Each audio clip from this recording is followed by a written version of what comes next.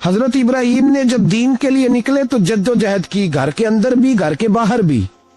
آپ کے والد کا نام طارق ہے، وہ توحید پرست تھے، ایماندار تھے، پرہیزگار تھے۔ آپ کے چچا کا نام آزر ہے، وہ بت پرست تھے، بت بیچا کرتے تھے۔ حضرت سیدنا ابراہیم علیہ السلام جب میدان عمل میں نکلے تو حضرت ابراہیم علیہ السلام نے اپنے گھر سے جہاد شروع کیا، لڑنا پڑا۔ گھر کے اصولوں سے، چچا نے جو رواج بنائے ہوئے تھے اس رواج سے ٹکرائے۔ فرمایا میں اپنے گھر کے اندر یہ بت پرستی نہیں ہونے دیں گا۔ چچا کو ایک دفعہ نہیں، بار بار 100 دفعہ سمجھایا۔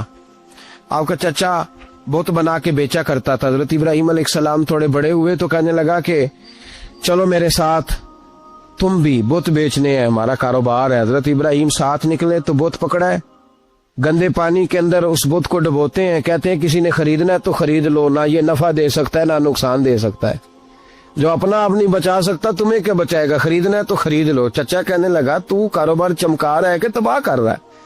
گھر میں بڑے معاملات خراب ہوئے، جھگڑے ہوئے، لیکن حضرت ابراہیم علیہ السلام ایک منٹ کے لیے بھی اپنے گھر کے اندر بھی کمپرومائز کرنے کو تیار ہے۔ یہ تھوڑا مشکل میں نے پہلو چھیڑ دیا ہے، یہ تھوڑا مشکل پہلو چھیڑ دیا ہے۔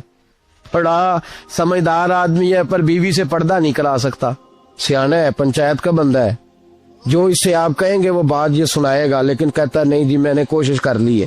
کس قسم کی کوشش ہے صاحب، یہ کیسے ہو گیا؟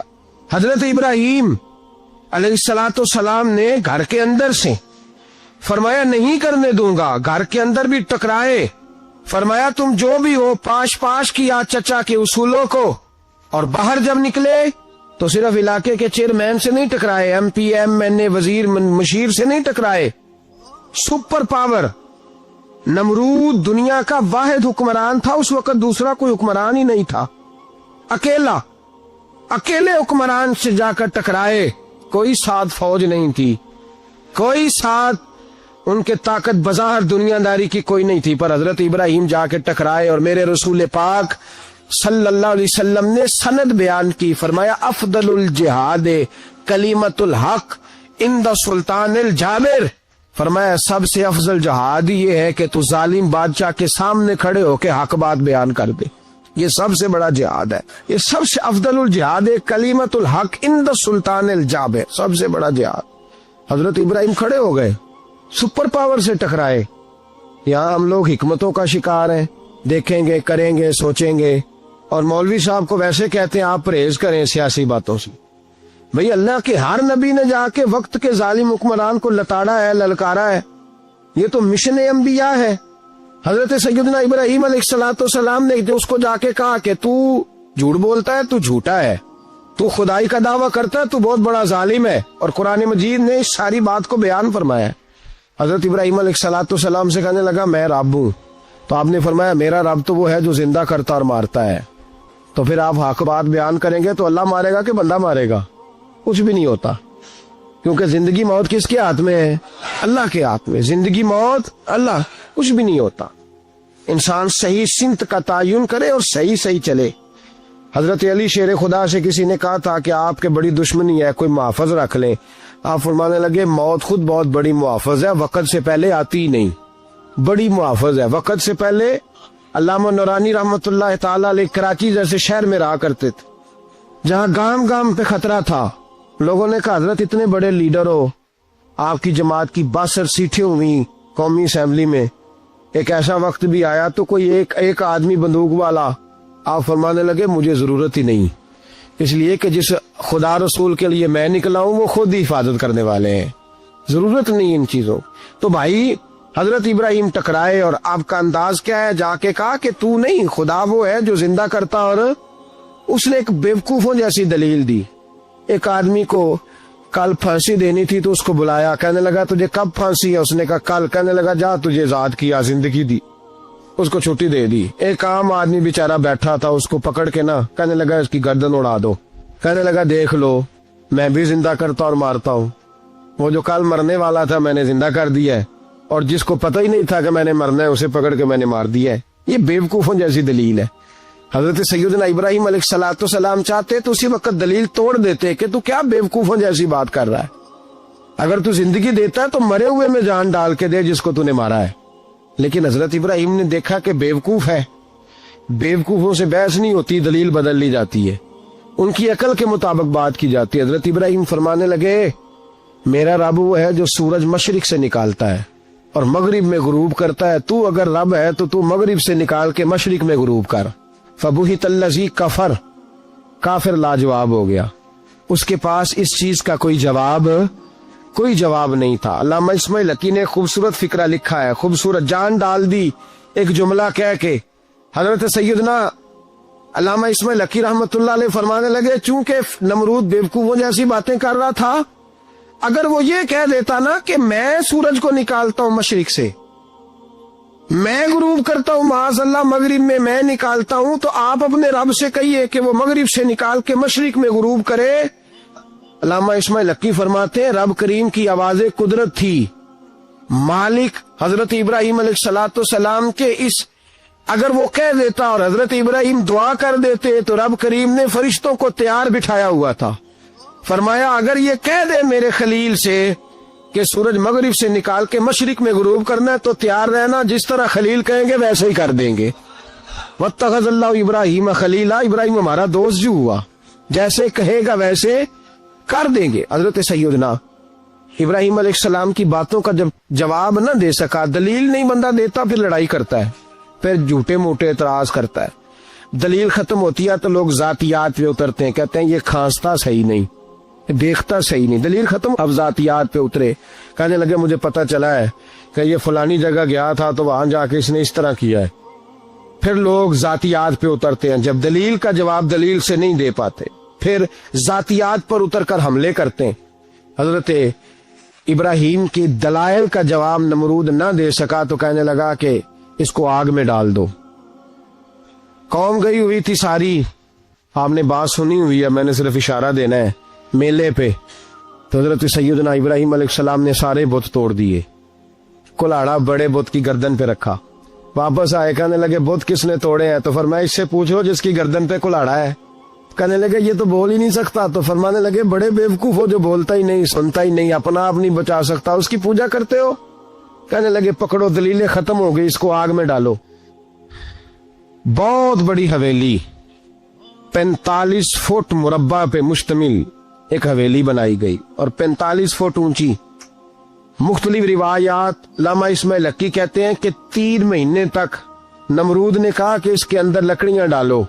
لوگ پوچھنے لگے کتنی دنیا جلانی ہے؟ کہنے لگا بندہ تو ایک جلانا ہے، پر بندہ بڑا تگڑا ہے، ایک بندہ۔ 3 مہینے لکڑیاں ڈالی گئیں، اور لوگوں کی جو تہمات ہوتی ہیں نا وہ بڑی عجیب ہوتی ہیں۔ تہمات میں نے بڑی تفصیل سے رمضان المبارک میں گفتگو کی تھی، بدشگونی تہمات لوگ لیتے ہیں، اس وقت بھی لوگ تہمات کا شکار ہو گئے، عقیدہ بگڑ جاتا ہے تو وہ عجیب و غریب باتیں کرنے لگتا ہے، تہمات کا شکار ہو گئے۔ بیویاں نظر مانتی، میں بیمار ہوں اگر صحیح ہو گئی تو اتنے میں لکڑی دوں گی حضرت ابراہیم کی آگ جلانے کے لیے۔ ایک عورت لے کے جا رہی ہے لکڑیاں، تو ایک نیک دل آدمی نے اس سے پوچھا کہاں جا رہی ہو؟ کہنے لگی میں نے منت مانی تھی تو حضرت ابراہیم علیہ السلام کو معاذ اللہ جلانے کے لیے لکڑیاں لے کے جا رہی ہوں۔ تو وہ رب کریم کے بندے کہنے لگے تو ڈھونڈتی رہے گی، تجھے وہ جگہ ملے گی نہیں۔ وہ بی بی کئی مہینے گھومتی رہی، جگہ ہی نہیں ملی جہاں لکڑیاں ڈالنی، ماری گئی۔ تہمات کا شکار ہوئے بہت سارے لوگ، تہمات کا۔ بھائی تہمات دین کے اندر منع ہے، تہمات دین میں کوئی نظر ماننا، کوئی کسی بزرگ کے مزار پہ جا کے سالے ثواب کے لیے کوئی چیز ماننا، یہ تو درست ہوا، لیکن غیر شرعی نظریں مان لینا کہ میں آ کے گرد چکر لگاؤں گا، میں جناب وہاں جا کے یہ والا تماشا کروں گا، میں دھاگا باندھوں گا، میں رسا کاٹوں گا، میں وہاں گندے او سے پانی پیوں گا، ان کی شریعت اجازت، یہ تہمات ہیں، بدشگونی ہے، دین میں ان کی کوئی گنجائش۔ آپ نظر ماننے سے پہلے بھی کسی عالم سے رابطہ کریں کہ میں منت مانگنے لگا ہوں تو کیسے ماننی چاہیے، اس کا طریقہ پوچھیں۔ ایسے ہی غلط چیز کی منت تھوڑی مان لی جائے گی۔ بہرحال آمدام برسرے مطلب حضرت ابراہیم کے لیے آگ جلائی گئی، 45 فٹ اونچی آگ ہے، پرندہ بھی اوپر سے گزرتا ہے تو نیچے گر جاتا ہے جل کے۔ اتنے دن لگا کے آگ جلائی گئی، اب حضرت ابراہیم کو جلایا جانے لگا ہے۔ یہاں تو موجیں ہے نا، جو کسی ادارے کا سربراہ ہے اس کے لیے موج ہے، کسی جگہ آفیسر بن گیا تو موج ہے، پیر صاحب کے لیے موج ہے، علامہ صاحب کے لیے موج ہے، خطیب صاحب کے لیے موج ہے، جلنا کس کو پڑتا ہے؟ बहाल ही कोई नहीं रहा इल्ला माशाअल्लाह। वो लोग गुजर गए जो तकलीफें सह के काम करते थे, गुजर गया जमाना। हजरत सैयदना इब्राहिम अलैहिस्सलाम को जलाया जाने लगा है, तो अब इतनी बड़ी आग है तो डालें कैसे? शैतान ने तजवीज दी कि मंजनीक बनाओ, मंजनीक, बड़े बड़े बांस बांध के उनके नीचे रस्सा बांधो। अब वो जिस तरह झूलने के लिए झूला बनाया जाता है, इस तरह एक मंजनीक पुराने जमाने में उसमें पत्थर रख के फेंके जाते थे दुश्मनों पे। वो मंजनीक बनाई गई कि दूर से हजरत इब्राहिम को फेंकेंगे। हाथ हजरत इब्राहिम के बांध दिए, पाँव मुबारक बांध दिए, पूरी जमीन पे एक नाम लेने वाला खुदा का, और उसको आज रस्सियों में जकड़ा हुआ है। जब फेंका जाने लगा ना आग में, तो हूरें रोने लगी, फरिश्ते तड़पने लगे, ए अल्लाह ये क्या होने लगा है? एक तेरा खलील और वो भी आग में। फरमाया जाओ जाके उससे कहो अगर तुम्हारी मदद लेता है तो उसे बचाओ। हवा का फरिश्ता आया, कहा इब्राहिम अगर तू कहे। ओ भाई, इन चीजों को कहानी समझ के ना सुना करें, ये दास्तान नहीं, ये वो तरीके हैं जो हमारे रसूल ने हमें अपनाने का हुक्म इरशाद फरमाया है। जो अकीदे, ये वो नजरियात है जो हमें ओढ़ने को कहा गया है। अपने रब करीम की रिजा पे राजी रहने के ये वो खूबसूरत मौके हैं सूफिया ने जिनको बनाकर समझाकर हम तक पहुंचाया है। ये है अहले तरीकत की बातें। वो कहते हैं यार जिस हाल में रखे राजी रहना है। हजरत इब्राहिम अलैहिस्सलाम को फेंका जा रहा है, फरिश्ता आया, ए अल्लाह के खलील अगर हुक्म दो तो इतनी हवा चलाऊं कि नमरूदी जल जाए सारे, आग उन पे फेंक दी जाए। आपने फरमाया तू जा, तुझसे मुझे कोई काम नहीं। थोड़ी देर के बाद पानी का फरिश्ता आया, कहा हुजूर इतनी बारिश बरसाऊंगा कि आग बुझ जाएगी। फरमाया तू जा, तुझसे कोई काम नहीं। अब जब मंजनीक में रख दिए गए, आग में जाने का लम्हा है, तैयारी है, हजरत जिब्रील अमीन हाजिर खिदमत हुए। कहा इब्राहिम कोई हाजत? फरमाया तुझसे कोई नहीं। कहा चलो मुझसे नहीं तो रब करीम से ही बात कर लो, मुझे पता है मैं छोटा हूँ, आप मुझसे मदद क्यों लोगे, रब करीम से ही बात कर ले। तो हजरत इब्राहिम कहने लगे जिब्रील ये बता, रब को नहीं पता उसका खलील किस हाल में है? उसे नहीं पता मैं किस हाल में हूँ, मेरे हाथ बंधे हैं, पैर बंधे हैं आग में, उसे नहीं पता। बताया तो उसे जाता है जिससे खबर ना हो। तो अगर उसे पता है तो अगर वो जलाने पे राजी है तो मैं भी जलने को तैयार हूँ, मैं तैयार हूँ, मैं तैयार हूँ। उससे कहो ठीक है। हजरत सैयदना इब्राहिम अलैहिस्सलाम को मंजनीक में डाल के जो फेंका आग में, या नारुकूनी बरदम व सलामन अला इब्राहिम, अल्लाह ने फरमाया ए आग मेरे इब्राहिम पे ठंडी भी हो जा और सलामती वाली भी हो जा। हजरत इब्राहिम को दो फरिश्तों ने बिठा दिया जमीन पे, फूल खिले हैं, कौंपलें महक रही हैं, कलियां खुशबू दे रही हैं। हजरत इब्राहिम ने सर सजदे में रख दिया, सुबहान अल्लाह वल्हम्दुलिल्लाह वला इलाहा इल्लल्लाह वल्लाहु अकबर। हजरत इब्राहिम अल्लाह की तस्बीह पढ़ने लगे, रब करीम का शुक्र बजा लाने लगे। निकले वहां से, कुछ दिन गुजर गए, निकले, हुक्म हो गया इब्राहिम इलाका छोड़ दो। हजरत इब्राहिम अलैहिस्सलाम वहां से निकल के मिस्र आए, चचा के पास ठहरे। उन्होंने अपनी बेटी जनाबे सारा का निकाह कर दिया। कुछ आगे बढ़े तो एक जालिम बादशाह से टकराए।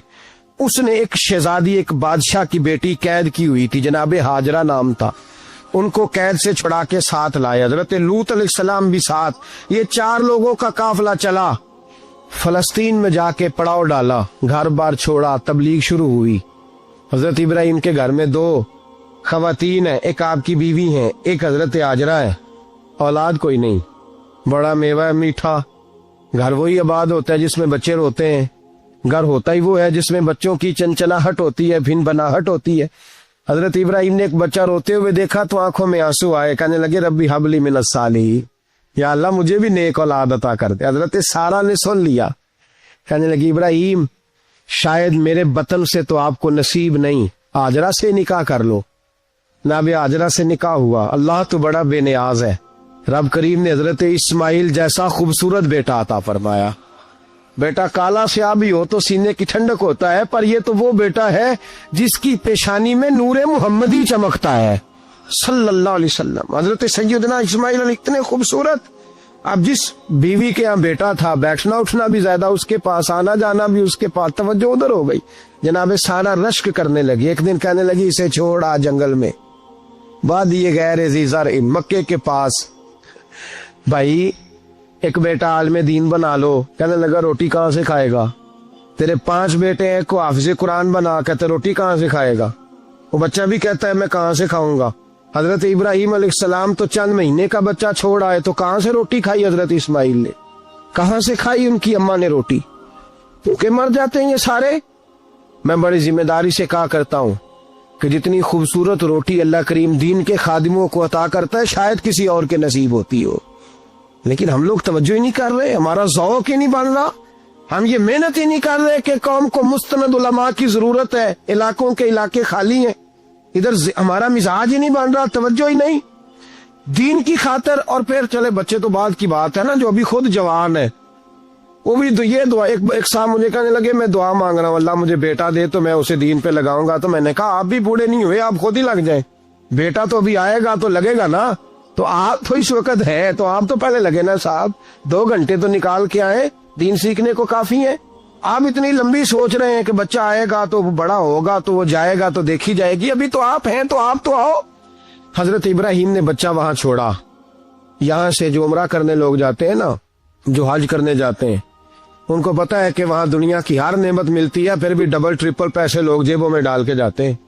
حضرت ابراہیم جب وہاں لے کے گئے تو کوئی انسان نہیں تھا، پانی کا قطرہ نہیں تھا. 2 کلو کھجوریں، 1 مشکیزہ. بیوی کو تھمایا. ہمارے گھر میں ہزاروں چیزیں پڑی ہیں لیکن وہ جو توکل ہے نا وہ ختم ہو گیا. اللہ دے گا، حلال حلال پہ قناعت کرے، جائز جائز پہ بھروسہ کرے، رب کریم عطا کرنے والا ہے، وہ مزاج ختم ہو گیا. حضرت سیدنا ابراہیم علیہ السلام 2 کلو کھجوریں، 1 مشکیزہ پانی کا دے کر کے اور وہاں بٹھایا آپ نے اپنے بچے کو اور اپنی زوجہ جناب ہاجرہ کو، اور بٹھا کر کے یہ واپس پلٹنے لگے تو حضرت ہاجرہ سلام اللہ علیہ نے آواز دی، کہا ابراہیم کس کے سہارے پہ چھوڑ کے جا رہے ہو؟ جہاں اب زمزم کا کنواں ہے نا، جو لوگ گئے ہیں جنہوں نے صفا مروہ کی صحیح کی ہے، صفا مروہ سے باہر نکلے نا، سرکار کی ولادت کا مقام ہے، اس جگہ پہ آب زمزم کا کنواں تھا. وہاں حضرت سیدنا ہاجرہ کو بٹھایا. کوئی چیز نہیں، کوئی درخت نہیں، کوئی کھیت نہیں، کوئی پانی نہیں، کوئی کنواں نہیں. وہاں بٹھایا اور بٹھا کر کے نکلنے لگے تو جناب ہاجرہ فرمانے لگی ابراہیم کس کے سہارے پہ چھوڑ کے جا رہے ہو؟ کہنے لگی اللہ کے سہارے پہ. تو پاک باز بی بی نے ایک لفظ پوچھا، کہا ابراہیم یہ میرے رب کا حکم ہے، یہ میرے بس جن کا عقیدہ توحید مضبوط ہو ان کے لیے ایک جملہ کافی ہوتا ہے، یہ میرے اللہ کا حکم ہے. تو جناب ابراہیم علیہ السلام فرمانے لگے ہاجرہ ہاں رب کا حکم ہے. جب یہ لفظ کہے تو چاہیے تھا نا حضرت ابراہیم تسلی دیتے، تو بی بی صاحبہ تسلی دینے لگی. عرض کرنے لگی ابراہیم اگر اللہ کا حکم ہے تو پھر آپ ہماری فکر نہ کرنا، اگر یہ رب کا حکم ہے تو پھر ہماری فکر نہ کرنا. جس رب نے ہمیں یہاں تک پہنچایا ہے وہ ہمیں کبھی بھی ضائع نہیں فرمائے گا، پھر فکر نہ کرنا. حضرت ابراہیم آ گئے. بات آپ نے سنی ہوئی ہے، اشارہ کرنا مقصود ہے. 13 سال میں چلے مان بھی لیا جائے بعض روایات کی روشنی میں کہ آتے جاتے بھی رہے، لیکن مکمل دیکھ بھال اپنے بچے کی پرورش میں پورا حضرت ابراہیم علیہ السلام کا کردار، سارا کردار ماں کا تھا. میں جب خواتین کے بارے میں کوئی بات کرتا ہوں تو میں آپ کو اکثر کہتا ہوں کہ یہ صرف بیوی کے لیے حکم نہیں ہوتا، یہ ٹریننگ بیٹی کو دینی ہے اور بہن کو دینی ہے. یہ تربیت کریں اپنے گھر میں. میں تجربے کی روشنی میں یہ بات عرض کیا کرتا ہوں کہ بھائی بچے باپ کے فرما بردار اس وقت ہوتے ہیں جب اماں انہیں باپ کا فرما بردار کرتی ہے، اور بچے باپ کے نافرمان بھی تب ہوتے ہیں جب اماں انہیں باپ کا. میں نے اپنے کانوں سے سنا ایک دفعہ ایک بچہ اپنے باپ سے کہہ رہا ہے آپ نے تو ساری زندگی باہر گزار دی، پیسے کمانا کون سا مشکل کام ہے، دکھ سکھ تو سارے اماں نے برداشت کیے، سکولوں میں وہ جاتی تھی، فلانا کام وہ کرتی تھی، فلانا کام. اب یہ سوچ اس کی ذاتی تو نہیں، یہ اس کو دی گئی ہے. اور اگر اس کو یہ سوچ دے دی جائے کہ اماں کہے کہ میں تو اپنوں میں رہی ساری زندگی، میں نے تو اپنوں میں وقت گزارا، اور تیرا باپ تو کئی دفعہ جنازے بھی نہیں پڑھ سکا، اس نے تو ماں باپ ایسے دفن کر دیے، وہ اگر یہ سوچ فراہم کرے تو پھر بچہ باپ کا فرما بردار ہوتا ہے. اور یہ والی روایتیں ہم بیوی کو سناتے ہیں، حالانکہ کس کو سنانی چاہیے؟ بولیے. بہن اور بیٹی کو. بہن اور بیٹی کو سنائیں یہ باتیں، ان کو سمجھائیں تاکہ آگے جا کے وہ جو گھر ترتیب دے وہ گھر بڑا عمدہ اور نکھرا ہوا ہو. حضرت سیدنا ابراہیم 13 سال کے بعد آئے. چونکہ گھر میں اللہ تبارک و تعالیٰ کی دوستی کا چرچا تھا، اللہ تبارک و تعالیٰ کی محبوبیت کا غلبہ تھا. 13 سال کے بعد فلما بالغ معہ السعی، بیٹا جب اتنا بڑا ہوا کہ ساتھ چلنے لگا، تو حضرت ابراہیم نے اپنے بیٹے کو بلا کے کہا بیٹا مجھے خواب آئی ہے, میں تجھے ذبح کر رہا ہوں, تیری کیا رضا ہے؟ تو حضرت اسماعیل کہنے لگے یا ابت افعل ما تؤمر, ابا جی اللہ جیسے حکم دیتا ہے میرے ساتھ ویسے ہی کریں, جیسے اللہ حکم دیتا ہے ویسے ہی بولیے ویسے ہی کریں. حضرت ہاجرہ کو کہا کہ ایک دوست نے دعوت کی ہے تو وہاں جا رہے ہیں, بی بی مطمئن ہے, تفصیلات کی ضرورت نہیں, ختم بات, اعتبار ہے, مطمئن ہو گئی. شیطان پیچھے سے آیا اماں کے پاس, ذرا تھوڑی دیر کے لیے تصور جمائیے, یہاں تو پڑوسن آ کے کوئی بات بتا دیتی ہے خاوند کے بارے میں تو کئی مہینے جھگڑا جاری رہتا ہے, پڑوسن محلے دار. شیطان نے آ کے بتایا لفظ کیا ہے؟ کہا حضرہ تمہیں پتا ہے کہاں جا رہے ہیں؟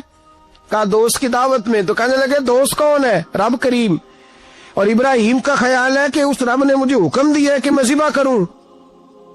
تو حضرت ہاجرہ کہنے لگی کبھی باپ بھی بیٹا ذبح کرتے ہیں؟ شیطان کہنے لگا ان کا خیال ہے کہ ان کے رب نے حکم دیا ہے.